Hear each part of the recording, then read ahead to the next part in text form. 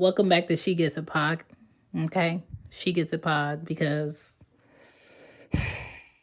well, if you've been here, you know the story. Anyway, my name is Shan, aka Chantal. Okay? I'm not tall, I'm very short, 5'4" to be exact.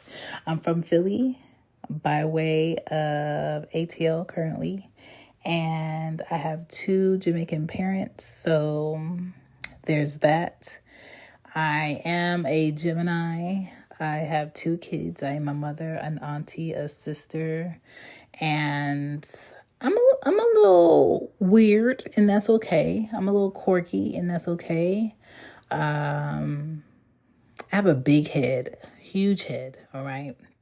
2 great melons, juicy, healthy Polly Pocket. And I'm just out here sharing, and I'm glad you're here. This is another season 22 to be exact. If you would like to find me, you can find me in the social streets at Shamby Podden. ShambyPodden.com is also my website. I do have creative books for podcasters, people who want to podcast or people who want to create content. You can find those books on wooooo.com, made by me. I also have 5 other podcasts outside of this one. If you go to shambypodden.com, you can see them all. All right. I appreciate you listening because you did not have to be here. I am an indie podcaster, meaning there is no team behind me. It is just me and me on this mic. Thank you for checking out last season. Last season was amazing. Thank you, Drake. Pod fam. My pod fam's still strong. We going into another year. Let's go. Let's get into this episode.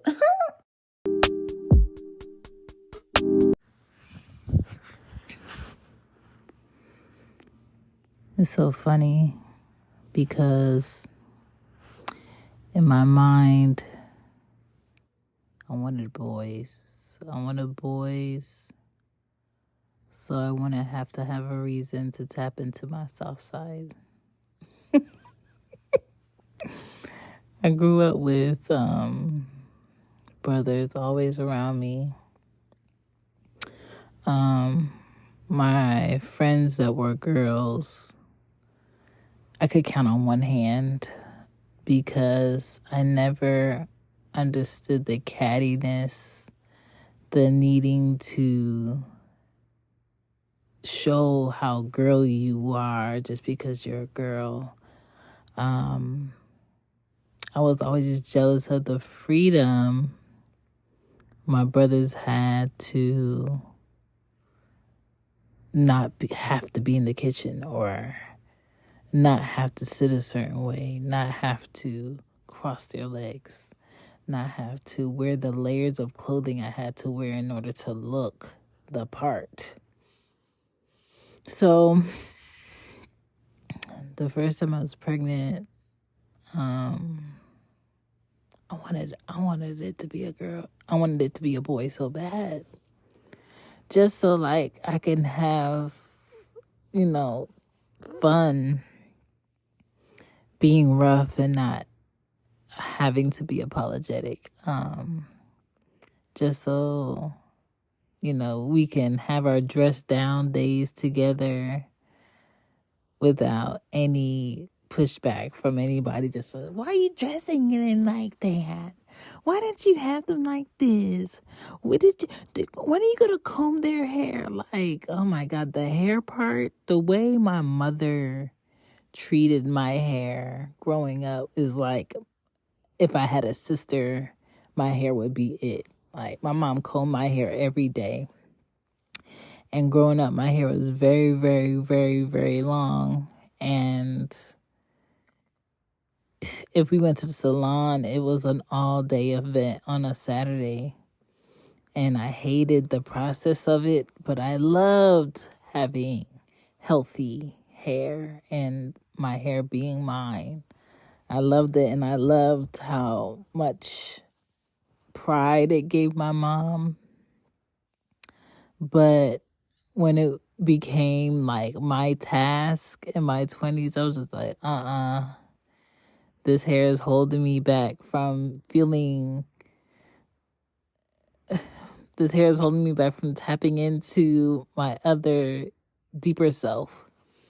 I needed people to understand like my hair was not like a staple of my identity. I don't want to be the black girl with the long hair anymore. Like I didn't like the attention it got all the time. So I started cutting my hair in my early 20s. But my first child was a girl, and Anya was such a still is a beautiful girl. I remember that last push, and she came out. Before I pushed her out, I told the doctor, do not put this baby on me. Clean her off first and bring her to me. Listen, I'm a mom, but I ain't that mom. And she came out, and I didn't look at her, but I could look at my mom's face. She was in the labor room. There was so many doctors and nurses in there. And they cleaned her off and they brought her to me. I'm just like, oh my God, it's over. I'm done. I don't have to push anymore. Oh my God, look, I actually have a human and she belongs to me. And just seeing her, I'm just like, oh my gosh, whose pink baby is this? But I just remember seeing her fingers and her eyes, like she was so aware and vivid. And after I had her, they like put me in another room, and that was the room I was gonna stay in. And my mom made sure Anya was with us the whole time. And I just kept looking at her and watching her look around, and the way she moved her head was in slow motion. Her eyes was in slow motion. She was just taking it all in. I'm just like, wow. You was in there that whole time, you know? It's a very beautiful experience to carry a child for that long, feel a child in you, which feels weird, deal with like complications to the process in the trimester, and then have a human being outside of you that is a part of you and someone else. It doesn't make you more of a woman to have a child, but it taps into another level of someone you never knew you were, and only giving birth to a child and caring for that child, you get to meet that next level of who you are. Whose horn is that? And we were in the other room, and she was just stretched out, and I was just rocking her with my thighs. And I remember like putting her on my chest, and she found my nipple. Like, I know my nipples is big, okay?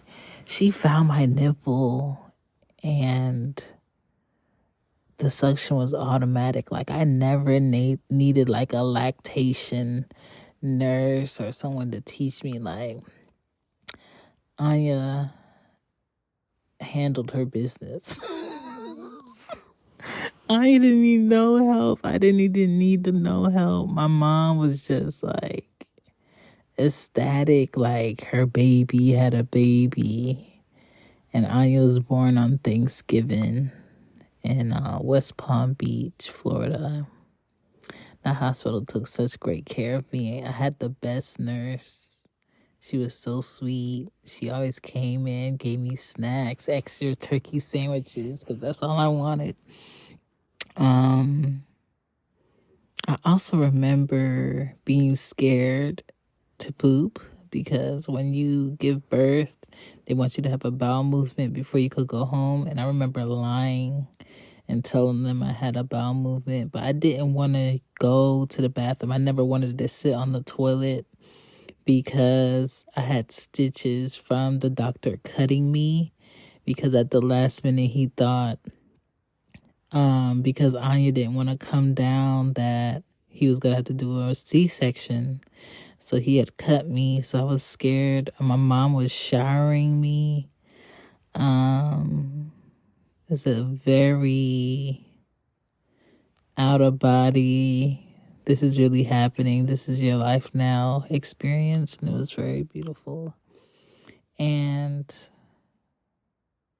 Aya was just like, she's like my little bestie, my little friend. I remember feeling so guilty having to leave her during the day to go to work and coming home late at night, and just knowing like my mom and my friend was able to experience Anya while I'm at work, making sure I can do for her, making sure she has what she needs, because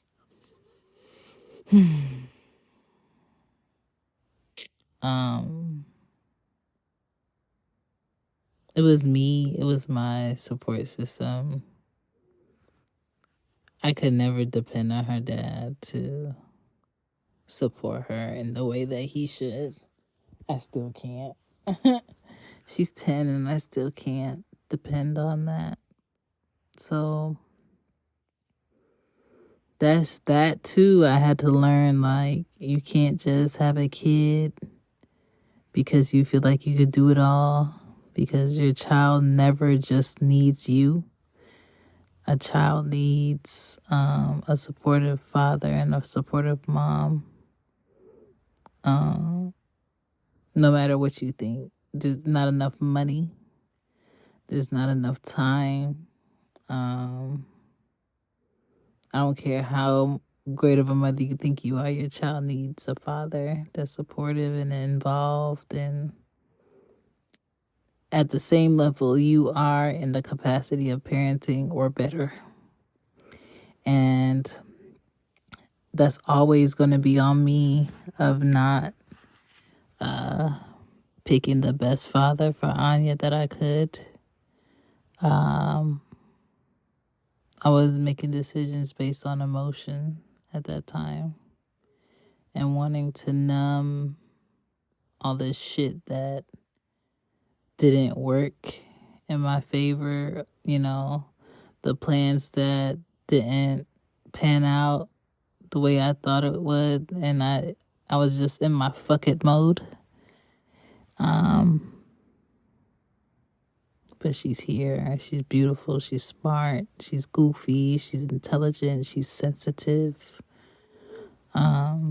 She'll be tall. She's artistic. She's very self-aware. She's into like bugs like I used to be. She loves animals. She's not really into sports, but if she was, she'd be probably great at volleyball or basketball, but that endurance, she doesn't have it. Just a really beautiful human being.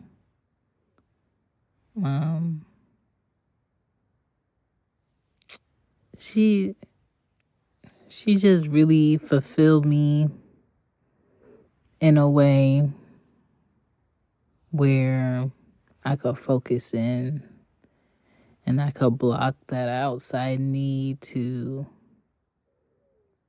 feel appreciated or loved by someone and not have to second guess it. And we just hung out all the time. Like, if I was going into Atlanta, she was coming. If I was going to the museum to see art, she was coming. And she just became like my buddy. If I was staying up all night, I would let her stay up all night. I never gave Anya a bedtime, which is why she's like a night owl, unless I send her to her bed for school. But that's Anya. With Ari, oh my goodness, I swore up and down Ari was going to be a boy. And when that nurse called me at work and she was like, "You really want to know what you're having?" I said, "Yes." And I was so amped. I had the registry all in unisex colors. Light greens, light blues, yellows. Okay? And she was like, "You're having a girl." I said, "Ooh."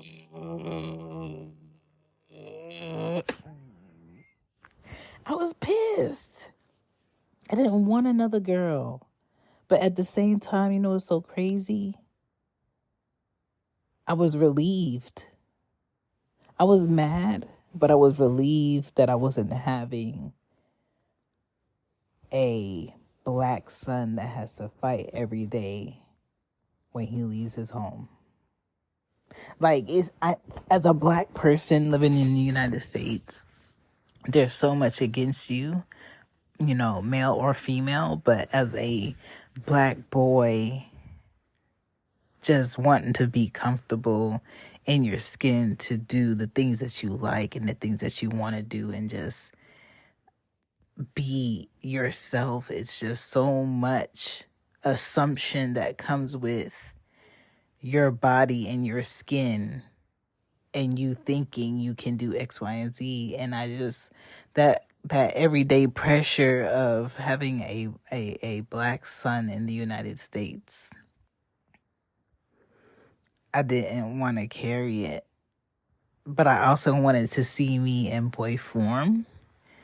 But the creator makes no mistakes. Like, the creator knows what you need, and Anya's personality is very much me, minus the sensitivity, and her caring what people think. Ari's personality is very sassy, girly, confident. I'ma do what I want. She's my fashion side. She likes to get dressed a particular way. Her hair has to be presentable. She likes to keep her shoes clean. She keeps track of her things. She's very organized. She loves her dad. I was a daddy's girl. But because my dad was very much into his pride and his ego, I became a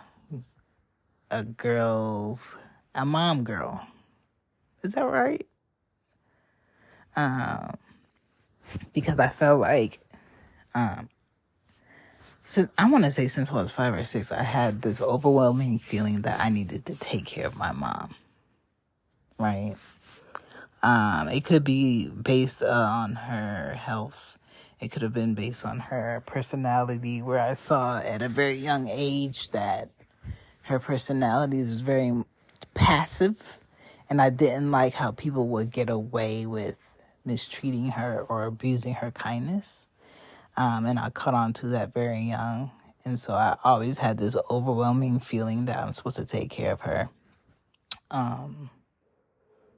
And Anya reminds me a lot of my mom.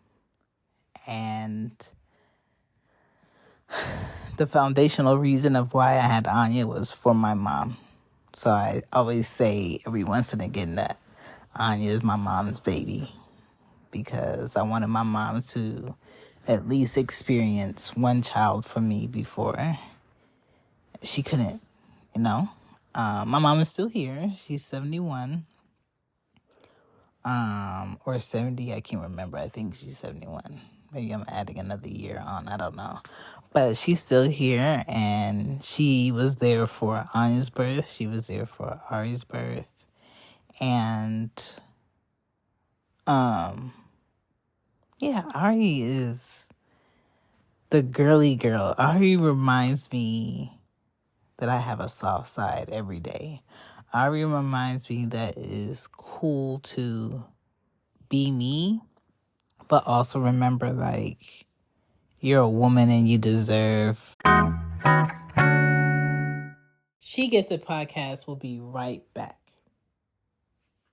This podcast is sponsored by BetterHelp. It's early in the year. Christmas is done. Happy New Year's were said. We heard them, okay? But how do you feel? It's tax time and frustration is on the rise all across the board.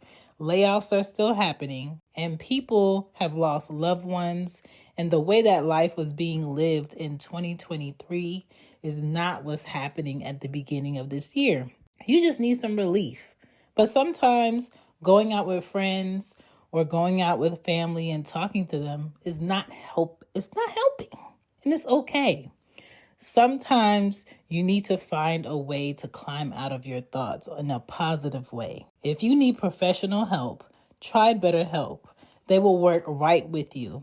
Contact www.betterhelp.com/shegetsit. You can get started today with 10% off your first month with BetterHelp to get the relief you need to be your best self again. Do not sit in those thoughts. Get the help you need today. Now back to the show. To have this, you deserve to relax. You deserve to be cute. You deserve to, have like this girl backing that you supported.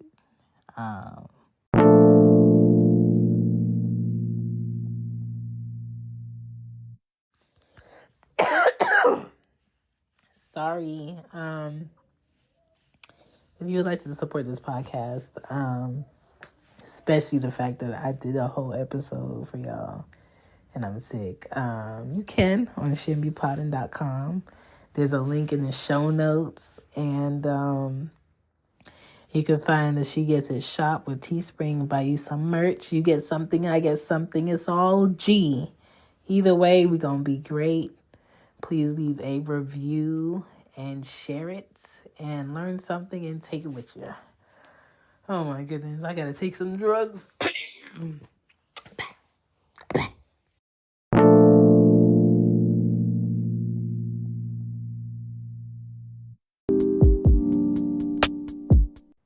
And I love that. And I love her. But it's just so funny. Our personalities when she was first born. Well, the whole pregnancy, I was miserable. I was depressed. I was frustrated. I was grieving. And I couldn't grieve how I wanted to because I was carrying a baby. And Ari got all that energy. Her dad was depressed. He didn't say one word to me during the delivery, but he was in the room. It was kind of like he was like this overseer watching me and looking at my body and looking at what the doctors were doing. But he never was by my side. He was sitting far away from me in the room, kind of like he was upset that this is actually happening and he had to be there. And that was a vibe he was giving me.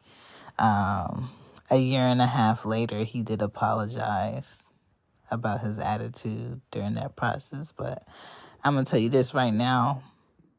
If you're a father and you have a child that's coming, figure out a way to be there for the labor and be supportive, especially if the woman that's carrying your child is a Black woman, because we have the highest rate of mortality deaths during labor.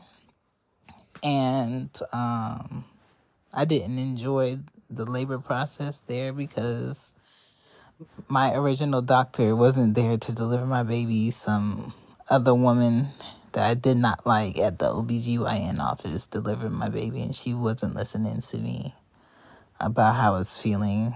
But he was there, but he wasn't supportive. with me. And it's so crazy. Like, I've known Ari's dad since I was 18. I am 36. And our relationship has really been very off and on. And I'm not just talking romantically. Like, there was years where we didn't speak. You know, but we were very close. Like, if I died tomorrow and somebody had to write my story, he knows everything. When I say everything, everything. Okay? But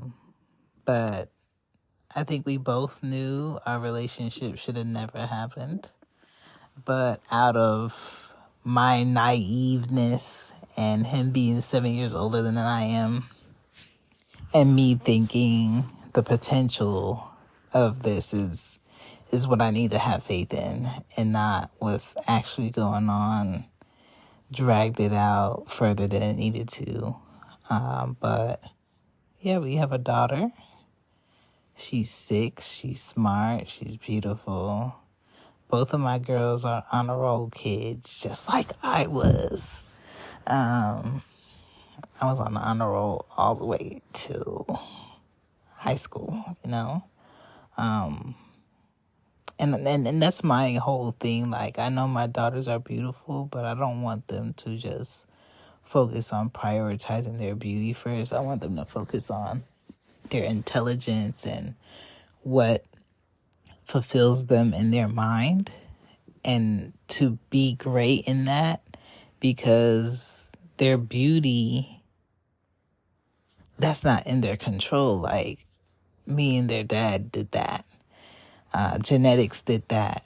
But the way that you can continue that beauty is by being a kind, intelligent, wise person, and being very picky with who you're around, friends, family, or romantic when they get older.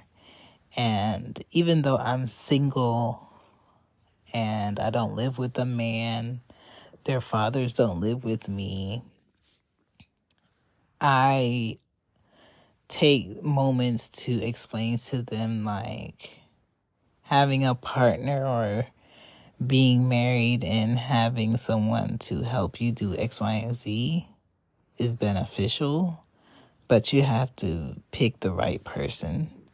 I explained to them how it was like growing up with my mom and my dad, how it was like growing up with just my mom. When I'm trying to help both of them at the same time with homework, I explained to them that, you know, this is a struggle that you may have if you have kids and you don't have the proper support, or you don't have the dad with you in a healthy relationship.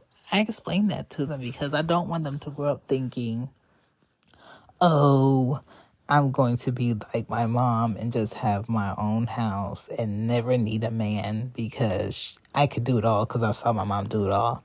No, I let them know, like, those days or those moments when I'm frustrated and I would love some help. You know, I let them know, like, I can't duplicate myself. So if I go to Ari's thing, I can't guarantee that I could take off to go to your thing. You know, if I take off early, I'm going to get less money because I'm taking off early, but I want to support you in your thing. Like, I let them know where I sacrifice, not all the time, but at moments where I feel like they're not appreciating the effort I'm putting in.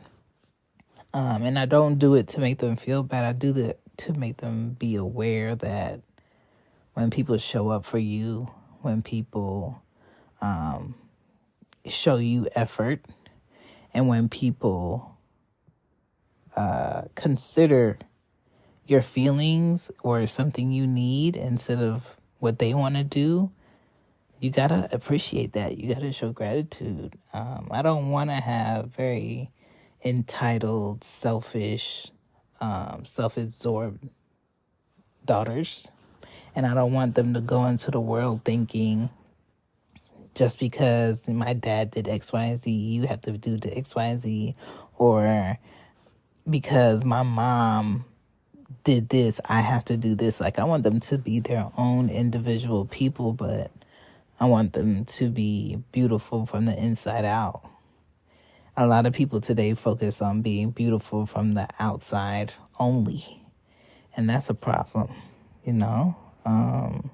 Your personality can make you uglier than your appearance. And I wish more people would understand that, but that's neither there nor here. But yeah, I think just having like an overwhelming feeling of peace and love, and just knowing like if I need a hug, I could wake up and go hug my girls. If I need to tell someone that I love them, I could tell them and know like it's not in vain, or I could feel the love that they have for me back when they say it, especially if they say it randomly. I'm not a very much, okay, we say I love you now, and we gonna say I love you when we do this, and we do it every day at the same time. I'm not that. I appreciate the random I loves you more so than the, okay, the phone call has ended, this is what we say once, you know? It's just very gambly. I know that's not a word, but it's a word right now. To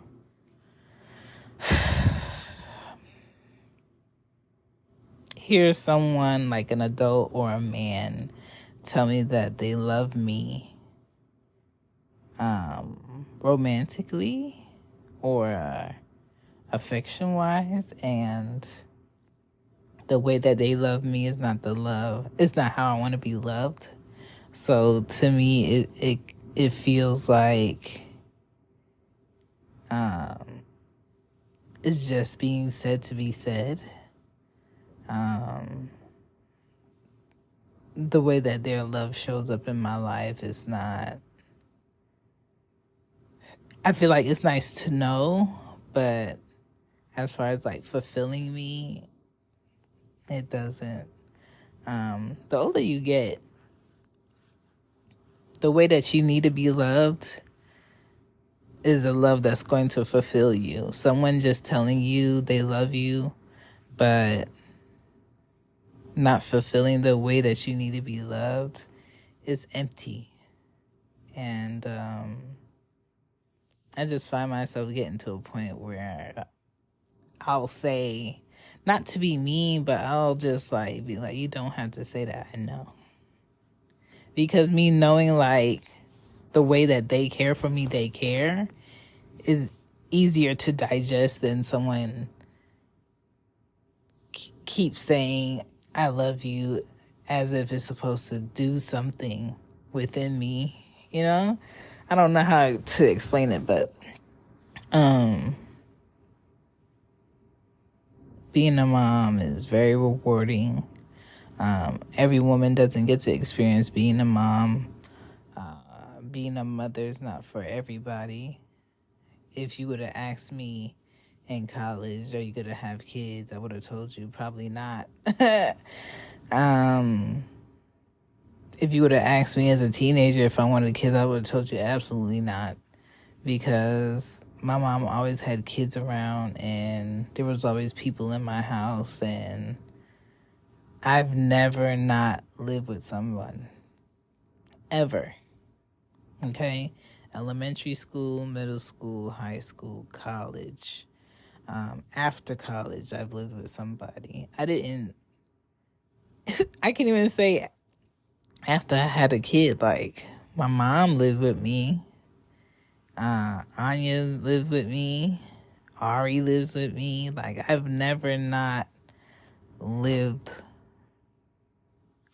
experienced living alone. And I want to experience that. And you know how people be like, you know what, you're in your mid-30s.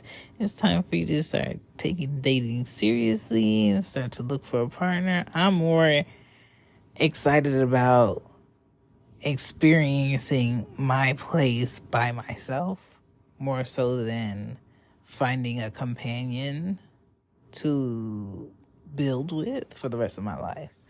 And I don't know if that's going to change. It's going to take a very interesting man to change that. If that's in my future, it is in my future. If it's not, then it's not. But I'm not settling for nothing less than what I need. I don't want any man to see me and be like, oh, she will do, or that's fine. No, don't that's fine me. If I'm not what you want, leave me alone. Go about your business. Go for who you need or who you desire. I don't want to hold place for nobody that's not really trying to build with me and share space with me and respect me and love me the way that I need to be loved. And I don't want a man to think the sun shines out of my butt cheeks. And I don't feel like that about him either. I feel like whoever I'm with, it needs to be reciprocated. Like, you would do backflips for me. I want to be able to do backflips for the person that wants to do that for me. And so, and I want my daughters to see me being loved correctly. I want my daughters to see me with a man who's not scared to show his love for me or be affectionate with me or respect me, so my daughters know what type of relationship to give their energy to or where to start. I don't ever want my daughters to see me just dating random people or meeting random people and then they're never around anymore because I'm trying to figure it out. I really keep whoever I don't deem as pivotal in my life, then they don't need to meet. They don't need to see him. He doesn't need to have a name. It doesn't have to be known. I don't have to share. They don't need to come over for dinner. You know what I'm saying? I'm not trying to play house with nobody. I'm not trying to test a whole bunch of men out to see which one works. None of that. I just don't have the patience for it. But overly loved I am. I'm happy things happened the way that they happened so I can experience motherhood. I don't know where I would be if I wasn't a mom. I always try to imagine what it would be like to have kids with someone different in my past, and it'll just be a whole different set of problems. And I'm glad I stopped having children when I did too. I think that's something big that a lot of people don't think about, but you should. If you feel like you don't have the capacity to take on another child, stop thinking you have to have another kid because your family wants you to have another kid or the person you're with wants you to have it. That's your body. You will always be a mom. And every child deserves to have a fair level of opportunity to be loved and taken care of and guided the right way. And if you feel like you don't have the capacities to add another child into your family and do that, then don't. And my fifth relationship, I told him, I said, hey, if we don't work, taking everything out and I'm not having any more kids and I'm going to be single for a very long time. And when I broke up with him the second time and I was done, I made my appointment to get a tubal ligation. I want to say that's what it's called. And I took everything out. You know what I'm saying? I'm very serious about not having any more biological children, because I don't want to take that gamble of having another child with a man who really not trying to be there. Like, I believe a man should. I don't want to give less no more. It's not for me. I think 2 is good. I think these girls are going to be amazing people. I just want to keep them safe. I want to keep them mentally engaged and just focused. And I think that's enough for me. Any man in my future, he would be a father already. 1 kid, 2 kid, or 3 kid, or more kid. But he would be taking care of those kids. And if we build together, we build together. And that's just how it's going to look. Like, I don't have an issue with blended, but nah, I can't. I can't see myself with a man who doesn't have a fatherly mind. It's just lopsided. I need you to understand why I'm exhausted. But yeah, y'all just getting another level inside of what I'm about. But yeah, I love my kids. I love being a mom, but it's a lot of work. But it's very rewarding. It's the best investment that I've ever done, you know? So treasure it. If you are a mom, treasure it. If you're a father, treasure it. Not a lot of people get to experience that. And make sure you are picky about who you become a parent with, that part too, because that matters a lot. Troubleshooting. Thank you for checking out She Gets It Pod. Peace.